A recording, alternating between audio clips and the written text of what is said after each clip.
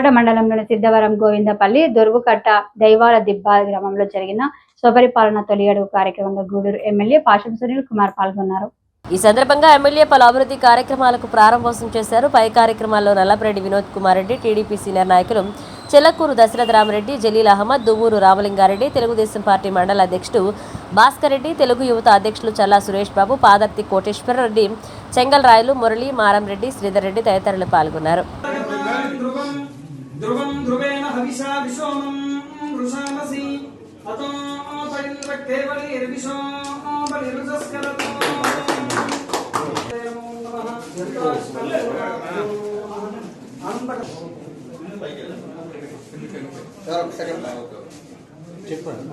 జరగండి మీరందరూ. Okay sir.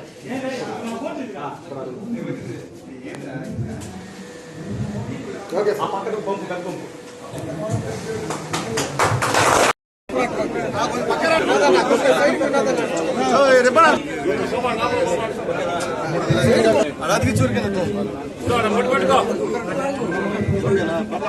అలా తెలిసిందా నేను చేస్తా. అవునవునవును సార్ ఓపెనింగ్ చేస్తున్నాడు.